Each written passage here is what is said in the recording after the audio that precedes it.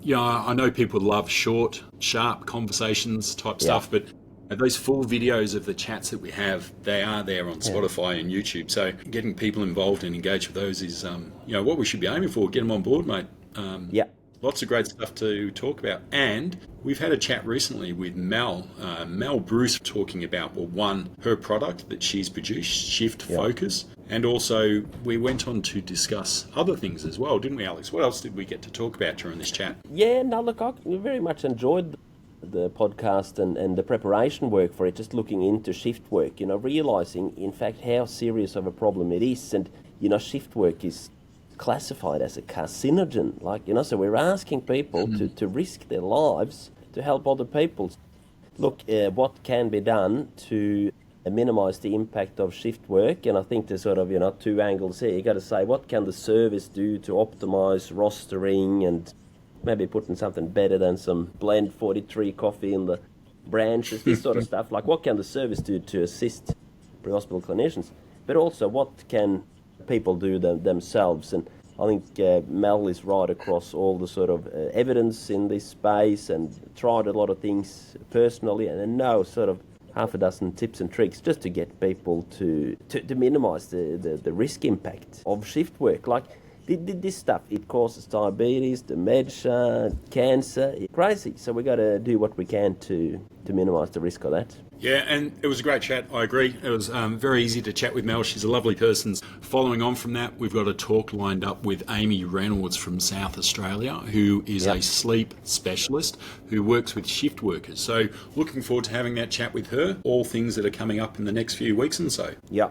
Now that'd be good. So we've got Mel on the sort of, personal, how can we improve it? And then Amy on the sleep side of things. And maybe we need to get a hospital sort of staffing, rostering person from somewhere in Australia to jump on and just sort of, because they don't have an easy job. I'm not saying it is, because you need 24/7 coverage. But what does the evidence say about different ways of filling a 24-hour roster? Now, this is fascinating stuff, mate, and we can talk about this many more times. Ambulance Victoria did some interesting research a couple of years ago to show the incidence of cardiac arrest around wintertime and summertime. So when we gain 1 hour of sleep at night, the incidence of cardiac arrests that next sort of week drops significantly. And when we lose 1 hour of sleep that night, the incidence of cardiac arrest skyrockets. This is 1 hour, 60 minutes. Crikey, you do that sort of, complete shift by 12 hours, 2 times a fortnight. So it does, yeah. Mate, this is exposing good. us to stuff. Yeah. Excellent, mate. And good join on you. in. And what's the last thing? There's Pre-Hospital Nerds code. If you want to try Mel's product, you can type in Pre-Hospital 10. I'll give you 10% off. Give it a go. All lowercase as well? I think so, yeah. Yeah, people work it out so if they don't get 10%. Yeah. And then pop onto her website and you can get 10% off her products, which is fantastic. And thank you very much, Mel, for providing that for our listeners. So good on you. Good. Play the song. Again soon. Play. See ya.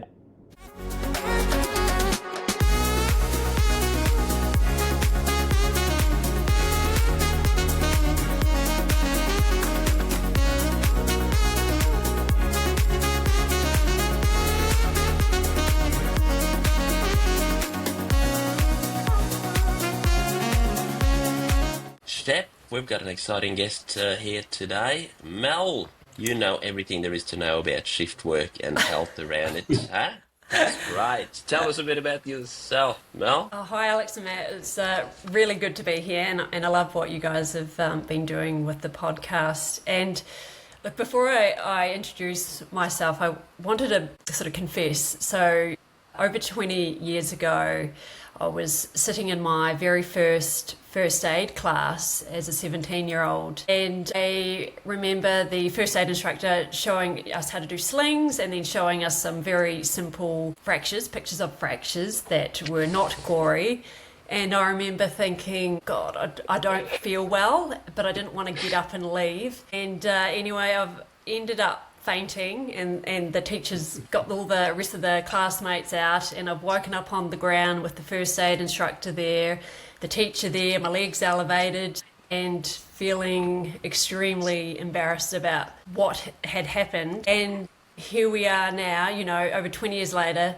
I've been a paramedic for 16 years and I haven't fainted on the job, which is an absolute bonus. Wow. Very good. That's good. Vasovagal from a picture of a triangular bandage. It's only up from there. I mean, that's... So, look, my classmates gave me a lot of crap about this, thought it was quite hilarious that I'm now a paramedic. But obviously, I'm a Kiwi. I've still got my very strong Kiwi accent. And I studied paramedics in Auckland, so there's only two options, one in Auckland and one in Wellington, and so that's where I met my now husband Rich, who's also a paramedic, and we both got jobs with Ambulance Victoria in early March of 2011, and so we've both worked in rural, cool and metro settings. We've currently been in metro for the last sort of 10 years, and basically, we got to sort of the 10-year point in our career and we had young kids and we were sort of looking at... I got burnt out, to be honest, like many health workers, and I was like, well, what are my options here? How do I pivot into something different or within AV, or do I go completely out of the job? And we really were diving into research about how we can better look after ourselves in order to have a better quality life and function better. So Rich really dived into the academic literature and deciphered it all, and we started implementing some of those strategies and also letting some of our other shift worker friends know, and they were finding it beneficial too, and we sort of got to a point where maybe we can start Instagram page and help other shift workers, and so that's a bit of an introduction, as well as like how this shift focus health sort of came about as well. Well, thanks for that, Mel. I appreciate that introduction. That's wonderful. 16 years in the job is to be commended. That is a long time being a paramedic, and having done that sort of time plus a couple more years, I fully appreciate what you are talking about with shift work.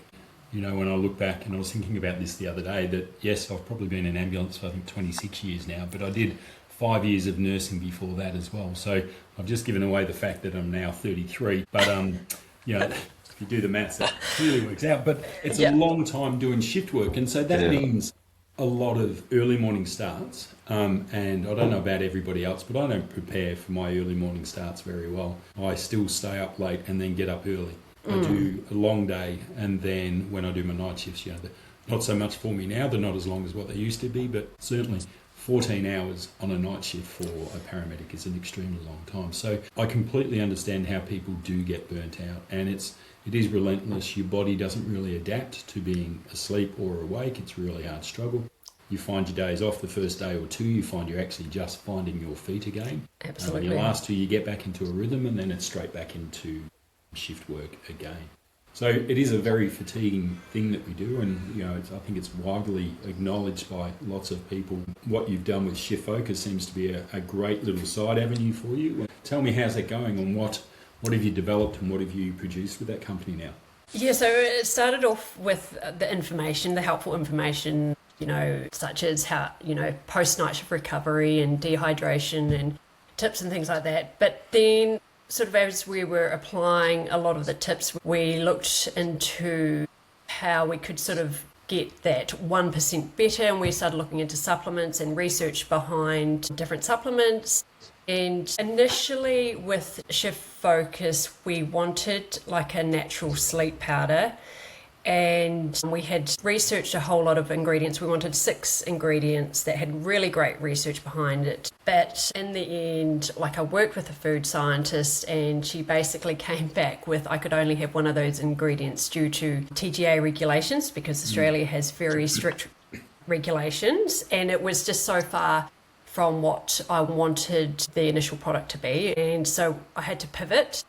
We've always known about creatine, monohydrate, so much emerging research about that. It's well known It's probably one of the widely researched supplements. So we know it's great for your muscles, but the cognitive benefits are absolutely fantastic. And I wanted to pair that because I know from myself with creatine monohydrate, when I've had it in the past from other brands, it can sort of upset your gut. It can be so not pleasant. So I wanted to pair that with something else that was beneficial. And so I researched about hydrolyzed collagen, so that's just broken down collagen particles, and that they actually I decided to pair them together because they're very synergistic and work well, body and mind basically. And I didn't want any extra additives, any stimulants. It's just two simple ingredients.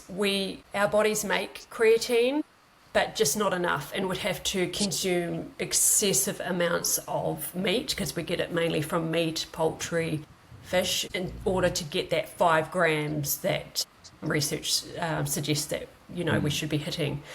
And so that's how sort of fuel and repair that the collagen and the creatine came about. It can be taken at any time of the day. I like that it's unflavoured, it's versatile, it's cost effective, and however you want to have it. If you want it to have it in water, you can. If you want to have it in your smoothie, it's all some really good options there. Have you got onto it yet, Alex? Very soon. I have a very high meat diet, but no, I will. And the collagen would be good for shaping my hair growth as well, probably. Look, so I feel like my hair is. Look, if that's the marketing, I'm in. If a little bit of this gives you that sort of hair, I'm on board. But Absolutely. no, this is fascinating, and hats off to you for sort of taking a problem head on and coming up with a solution and researching and producing the stuff. It'd be easier to just lie on the couch and complain about the roster, but Absolutely.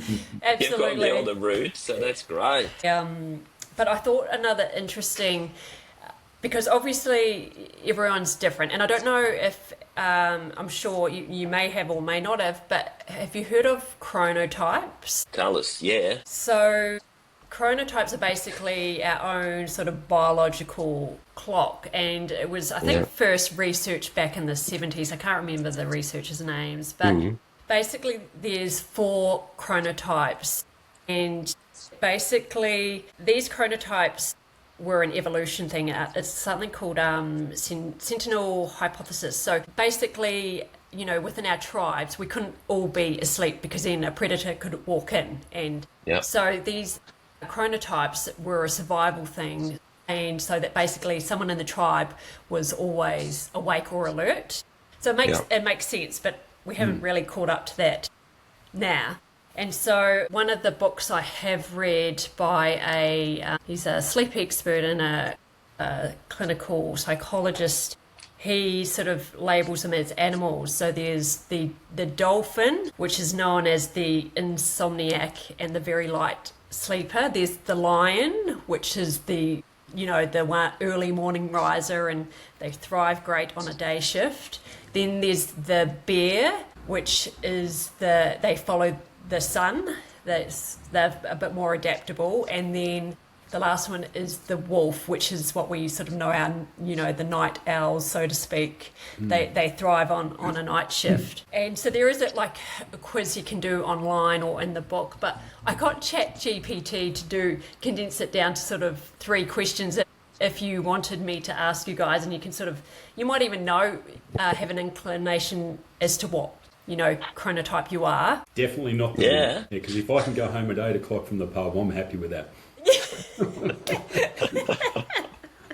If there's a couple of questions where people can determine their chronotype, that'd be valuable.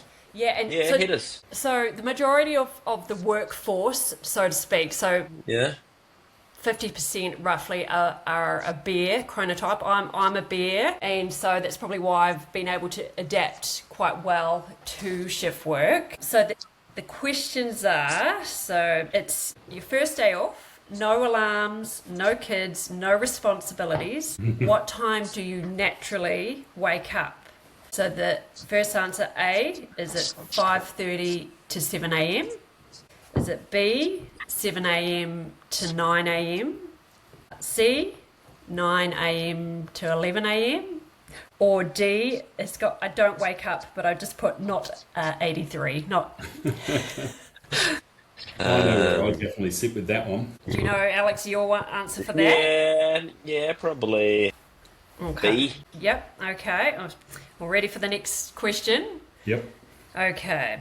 You've got a massive, complex clinical case or high-stakes decision. When is your brain sharpest to handle it? So A, first thing in the morning, or B, mid-morning to early afternoon, or C, late at night, and D, it comes in waves, but usually wired when tired. Yeah, I reckon I'd go into 2 there. I wouldn't say B, because I know mid-afternoon I'd quite happily put my head down for a snooze, give me some lunch and a bit of quiet time, and I'm in my sleepy zone. But certainly A and C, I feel they're my productive times. First thing in the morning A or in and the C. afternoon. Okay. And the last question, how do you feel about the 3 a.m. slump on night shift? So A, I'm a zombie. B, it's tough, but I drink a lot of hot drinks and snacks get me through. C, I'm actually fine at 3 a.m. And D, I'm exhausted, but my mind is racing so fast. So whatever the main... Yeah. I mean, obviously, if you've got 3 different answers, it might pay to do, to do the 20 questions that the quiz online or in the book. But what did you both sort of answer? Did you get, what was your main answer? BCC. C. So, Alex C. So that is the BCC. BCC. Yeah, hopefully The not wolf. the BCC. The wolf? But look, this is a ChatGPT condensed one. Yeah. Well, I would agree with the wolf, because I get messages from Alex at all hours of the bloody night. So that makes perfect sense if you ask me. There you go. But that sort of can, although I don't follow, I think it's just a nice understanding about how our own biological clocks work and what we can sort of, help with that. It's just a bit of understanding, I guess. Yeah. Yeah. Yeah, No, interesting. that's fascinating. So, if we took 2 steps back, emergency health services and other jobs too, but, we need 24/7 coverage. Shift work could be inevitable. There'd be many different ways of solving that problem and different types of rosters, and this would have been done differently all over the world. You're bringing up stuff like chronotype. Maybe that's something that an employer, if there's good evidence behind this, should factor in, and as part of the initial interview process, you determine someone's chronotype, and Yeah. you put me with the wolves on to do some late night missions, and be similarly, thriving. shit can be in charge of the 5 a.m. call-outs if you want, Yeah, it sounds like a plan. So, so shift work, right? It's taxing on the body. Tons of research. It's a carcinogen. It increases people's risks of diabetes, cardiovascular disease. So we need to tackle it. Both sort of, people need to do what's right for them, and we'll go through some tips and tricks on how to recover from night shift and stuff, which I'm sure you've got a long list of. But then also, what can be done sort of from a system level to fix this? Could we employ people just to do nights? Some very interesting questions, because apparently emergency services attract a lot of the wolf's chronotype. But in terms of what we can do for ourselves is, all the stuff that we should be doing in terms of looking after ourselves physically, regular exercise, whatever works, making sure that we are getting, a good, balanced, healthy diet, hydrating, all of that, getting good sleep as well, getting into having a good sleep schedule or sleep hygiene as well. But tips in terms of like after your last night shift, I think these are very vital tips, like wearing your darkest sunglasses to drive home, not trying to get that 8 hours of so-called sleep that you've missed out on, but sleeping 3 to 4 hours post your last night shift, and then getting up and out into the natural light. No screen time. You need to get your body ready, your circadian rhythm ready to get back into that normal sleep cycle for those days off. That's really important. Blackout blinds, if you've got them or can afford them, or I love, like, I cannot live without my sleep mask. Yeah. This Does that say is great. shift focus? That's right. Often these things were I know, everywhere. I've got them all there. What else?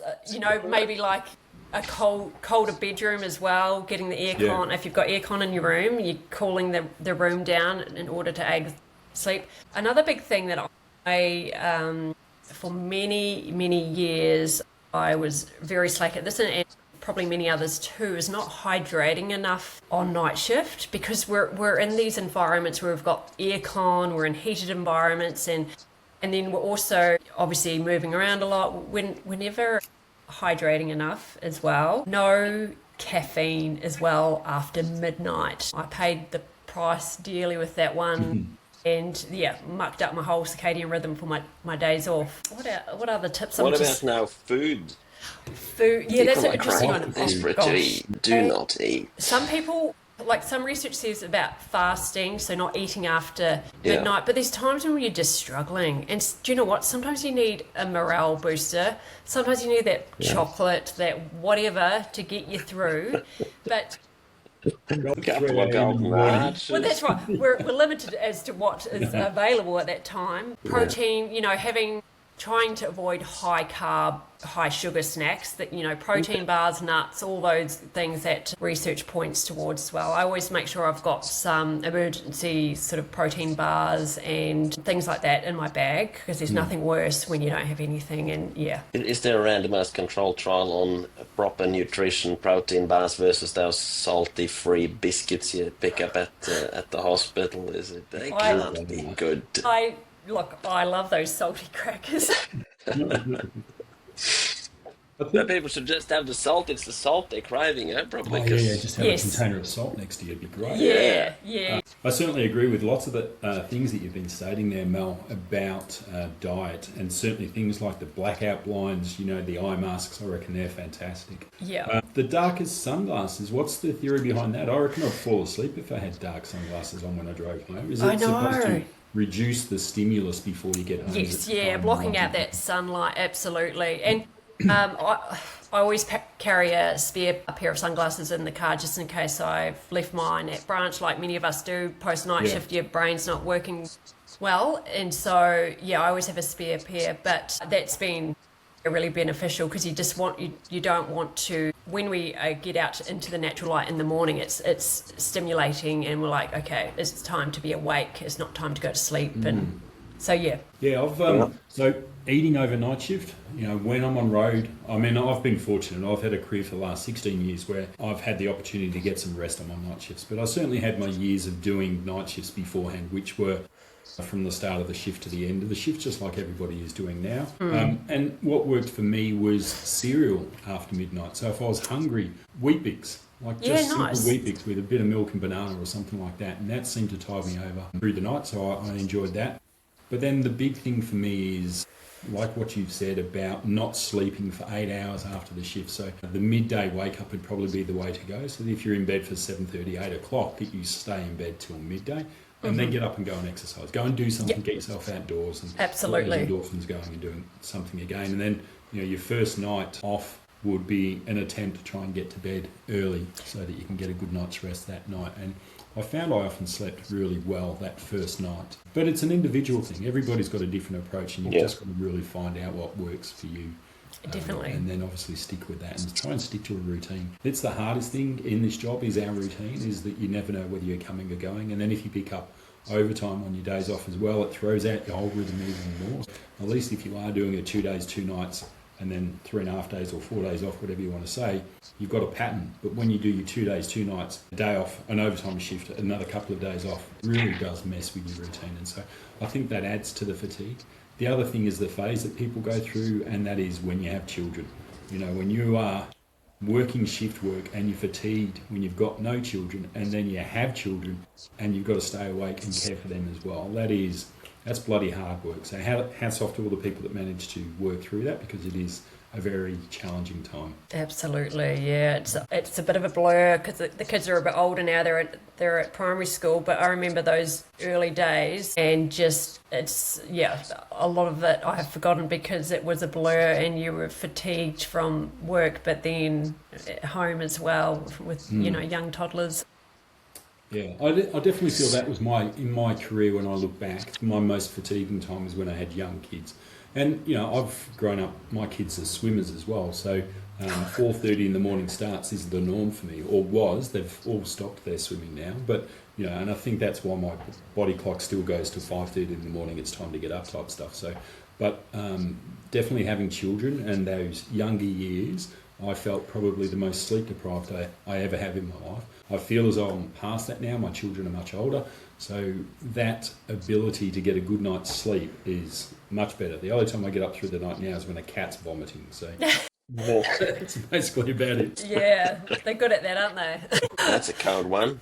Yeah. Code zero. Respond to that. Get it Absolutely. out. The thing, hydration, you talk about hydration. The thing with hydration is, I drink a lot of water during the day, then I have to piss a lot during the night. Yeah. And so that's the balance of, well, if I drink a lot of water, then I know I'm going to have a disturbed sleep. If you're flowing your urine that much that you've got clear urine through the day and up into the point that you go to the bed, the chances are you're going to have to get up at some point to empty the blood up during the night. I guess there's a balance process that you have to go through there with how much hydration you have. Absolutely. And like you say, Shep, it's different for everyone. It's individual, and you can find out what works, Condom catheters are the way to go.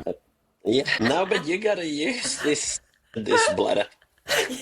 I've long dreamt of, designing the bladder-based alarm clock. If you know how much you drink and your bladder can hold and when, because then you wake up naturally. And if you guys are talking about needing to wake up after 3 hours sleep on the last day after night shift, just jot down on a piece of paper every day how much you have just before bed and see when you wake. And, I've worked this out down to sort of, if I go to bed at 10:30 p.m, I need to be up by 6, whatever. If you don't have the alarms, you don't trust the alarms, just drink 642 mils of water, and then the bladder will be full. Yeah. That'd be a more natural way of waking up. Absolutely. Too.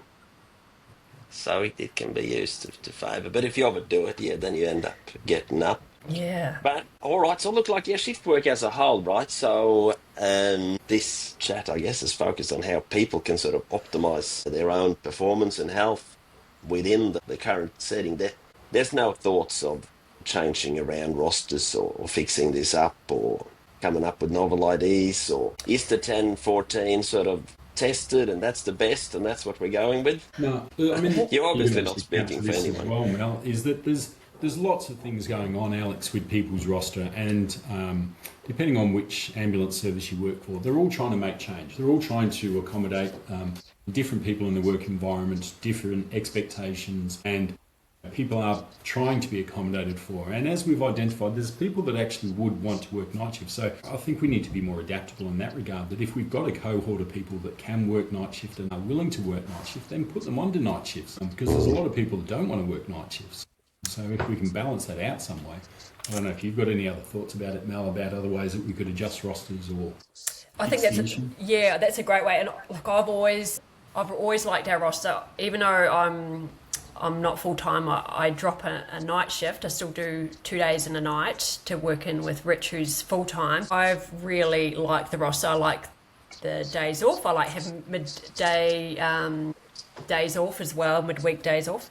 But there's definitely, because there's quite a few mums in the job and they thrive on doing night shifts. They absolutely love night shifts, and that's what they do. That works really well for them in family life. And like you said, there are people that prefer night shifts over the day shifts.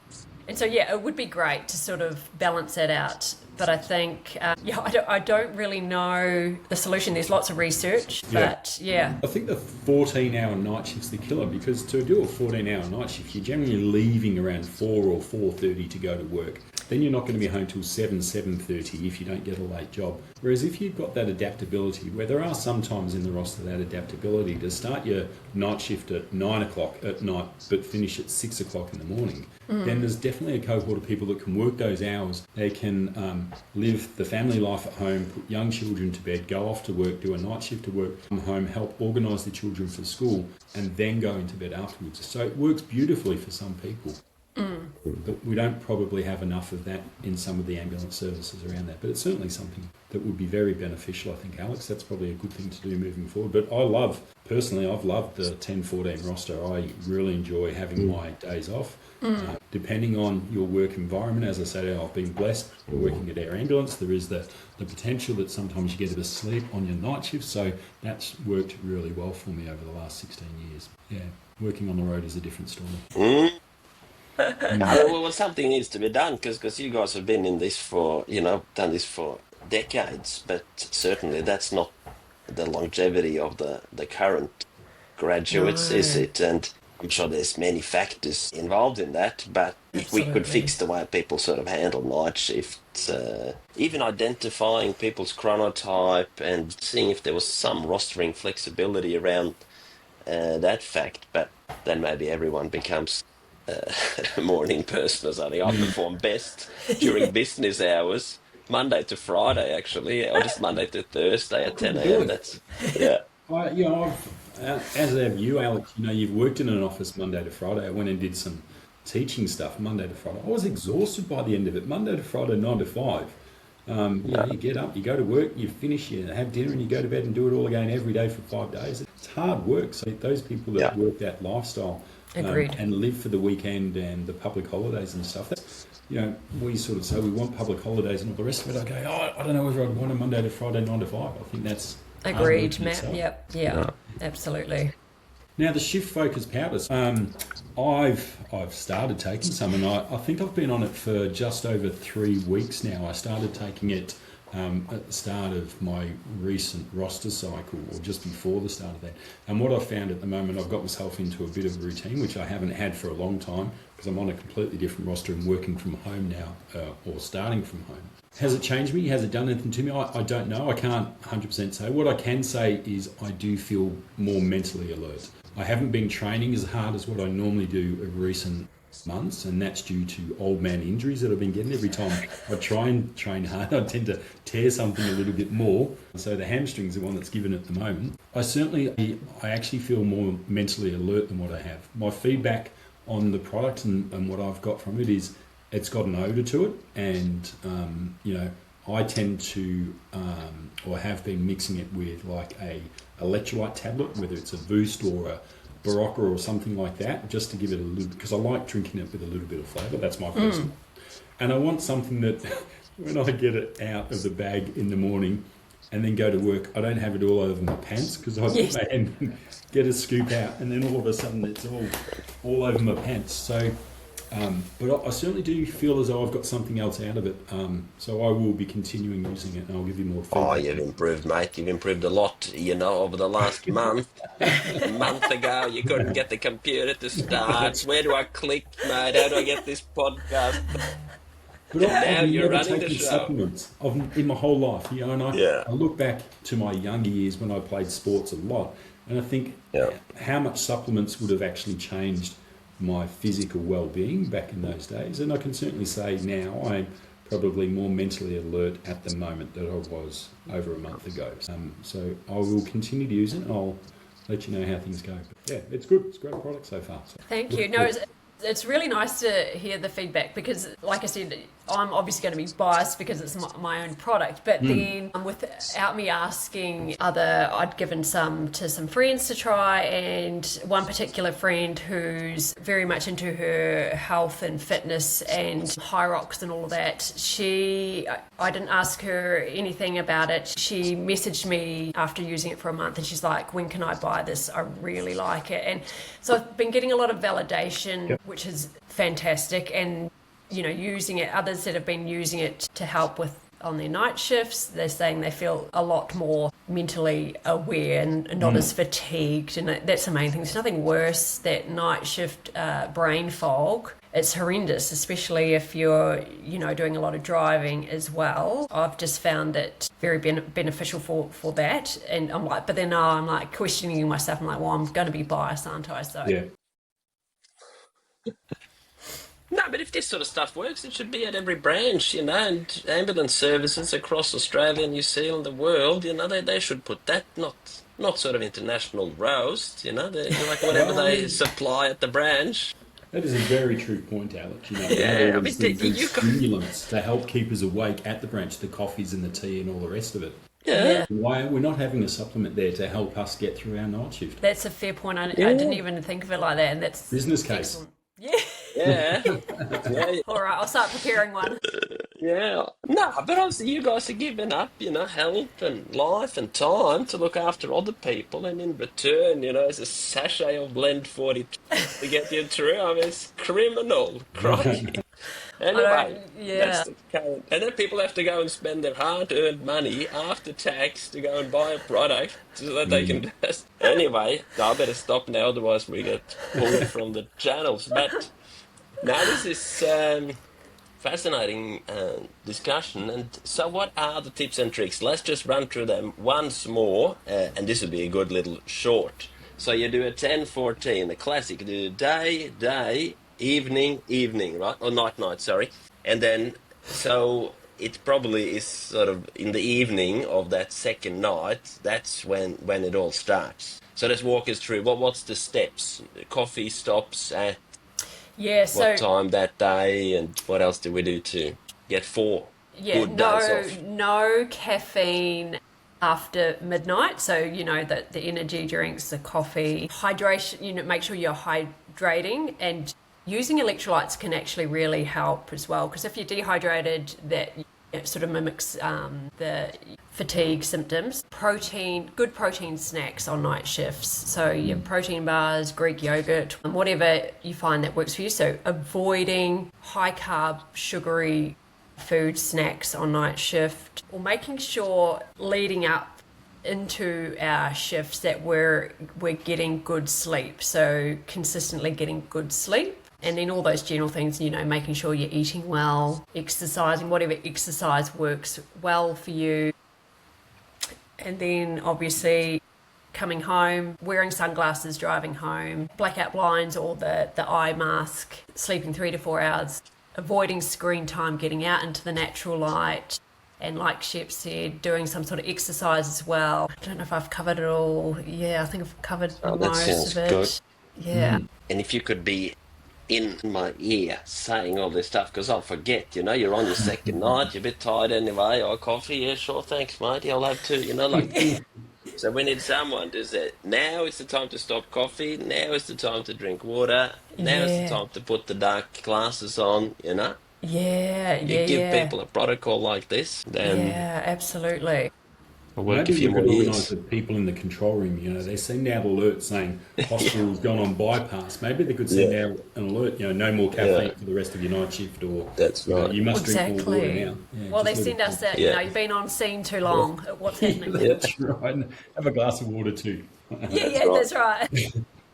To avoid you going on a cardiac bypass. Yeah. Do you have more products coming, Mel? Are you looking at anything else? Absolutely. So obviously we've bootstrapped this ourselves. So we're looking at doing another product, hopefully in the next few months. Mm-hmm. So we'd like to do an individual creatine as well that you can sort of top up on your night shifts. We'd like to do some electrolytes as well. And then I'm just currently, I'm doing a bit more research, because initially obviously we wanted that sort of natural sleep powder, but that had to be put on hold because it's a very long and expensive process. So maybe that could be something, down the pipeline as well. Yeah. But obviously we've got the sleep masks as well. So anything that is beneficial for a shift worker will have, Pretty awesome. So I think you mentioned before, so for the people listening in, we're going to have a little code, the pre-hospital nerd 10 or something or other. Is that right, that we can set up so that... Absolutely. So it can all one word. So pre-hospital 10 for 10% off your shift That's focus. very good, thank Shall you. I show a Yeah. Oh, it's great. Oh, yeah, look at that. Yeah, Good. wonderful. That's the Fuel right and repair. yeah, there you go. No, it's great. And if people need to be reminded why this sort of stuff that people need to sort it, how about I show some studies in the final minute of the podcast? Love Research it. impact of sleep, that on metabolic and endocrine function. You know, this is going back 25 years in the Lancet. They all did poorly. If you sleep 4 hours for 6 nights, bang, you become pre-diabetic in young, fit, healthy people. So here we go. Some of those graphs would support that. All right. And there's so much research on this, and let's just fix it. Effect of reducing interns' work hours on serious medical errors, right? We all know this, but they made substantially more errors when they worked sort of a 24-hour shift. What? Who would have So- ever thought? This needed a 2,200 patient day trial to prove that. So, Wow. they need convincing evidence. So it's not only good for people, but also important for, not only important for clinicians, but also for patients. And that moderate sleep deprivation produces impairments similar to that of being drunk. Huh? Yes, yeah. So if we've Long done, period. yes, that's right. Yeah, that's one of the stats I had too regarding night shift Yeah. and yeah. Yeah, it's just crazy, so as a service or whatever, you're putting people on who are going to save people's lives. And as you know, if they ring at 3 a.m., that's when they're sick, at 3 p.m. people sort of call virtual ED or they ask their friend, whatever. But if they bring the ambulance at 3 a.m., they're sick, you're turning up. And you're turning up with someone who's 2 times the legal limit with alcohol and known to make mistakes. You're and trying to remember your name at that time in the morning as well, aren't That's you? it. You're pre-diabetic, and then, oh, well, look at it. So this is a big problem, and it needs to be fixed. And taking the problem in one's own hand seems to be the quickest fix, at least. Absolutely. So, yeah. And I think right. back when you guys all started too, there was no guidelines. There was no, here's how you tackle shift work. We had to figure it out. We had to ask other paramedics that have been doing the job for a while, how do we manage this? What do you do to be able to combat the shift work? yeah, and I think you were both talking before about what sort of worked for yourself, and if I could just encourage everyone to, keep a little spreadsheet of what you did on the different days, how long you worked, how you felt, and Yeah. you don't have to be a research stats nerd. Just upload that spreadsheet to AI, and it will say, if you eat like that and do this and drink that, you're going to feel X, Y. So people just need to know what works for their own body and their own sort of, social calendar as well, like you were talking about, Matt, with swimming and stuff. So just Absolutely. analyze it. And then you have a column, did I or did I not have shift focus drink this day? And your AI will spit out, it seems that this stuff is good for you, keep going. It is indeed. Yeah, good. Thanks, Mel. Now look, thanks a lot. Thank you so much, Yeah. Alex and Shep. It's been really good. I don't feel nervous anymore. No. Never I'll be have you nervous, back Mel. on when there's anything new in the shift workspace. Yeah. Or you got a new product, or there's a big Absolutely. trial coming out. How to Yeah. fix people's shift work. Yeah, that's right. Absolutely. I wouldn't hold. Good on you. We'll wrap it up there. Thanks very much, Hey, Mel. wait. Thanks, Alex. Dance. Thank Mel, you. Shep. Yeah. We've got to get you dancing. Everyone for this, Mel. dances. Everyone gives us 5 seconds of their dance moves, which we can put into the intro. So show us your moves, Mel. I'm attached to this. Oh, that's good. I can't see it.